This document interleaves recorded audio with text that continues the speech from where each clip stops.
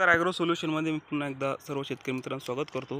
8 April 2025 आपण नवीन हंगाम जे जूनपासून सुरू होतो, तर त्या नवीन हंगामासाठी आपण बेणे हे घेतलेलं आहे. तर नवीन हंगामासाठी दुसऱ्या शेतकऱ्याकडून आपण बेणं घेतलं, कारण की थोडंसं आपलं जे बेणं होतं 4 ते 5 वर्षापासून आपण एकच बेणं वापरत होतो.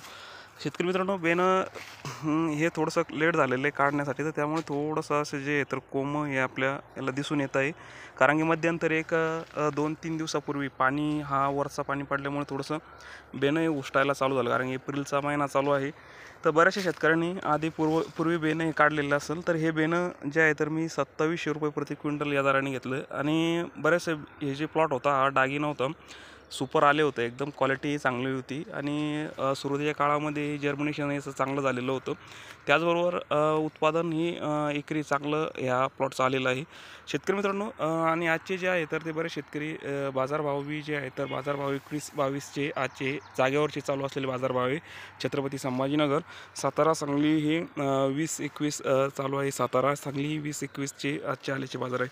शेतकरी मित्रांनो, बेणे निवड करत असताना जे बेणं आहे तर बेणं हे चांगलंच पाहून घ्यावं, जेणेकरून आपल्याला जे सडीचे प्रॉब्लेम जे असतात तर कुठल्याही प्लॉटमध्ये सडीचे प्रॉब्लेम नको. आणि जेव्हा आपण खडा मोडतो, तर खडा मोडल्याच्या नंतर जे आहे तर आपल्याला जे आहे तर एकदम असं थोडंसं पांढरं शेपमधलं पाहिजे, जास्तही डार्क येलो नको, जेणेकरून त्याच्यावर आपल्याला बेण्याची जी गुणवत्ता कळते.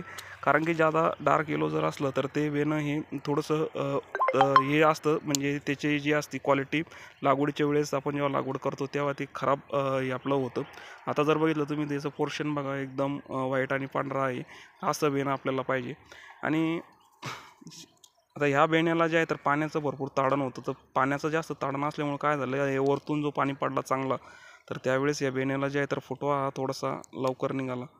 हे बघा, दाबल्याच्या नंतर याच्यामध्ये जे पाणी आहे तर पाण्याची लेवल आपल्याला याच्यामध्ये कळते की वॉटर पर्सेंटेज याच्यामध्ये अजूनही चांगलं अजून पाहिजे तेवढं हे बेणं सुकलेलं नाही. शेतकरी मित्रांनो, याचे चालू असलेले बाजार आणि हे बेणं. तर व्हिडिओ आवडल्यास लाईक, शेअर, सबस्क्राईब नक्की करावा. धन्यवाद.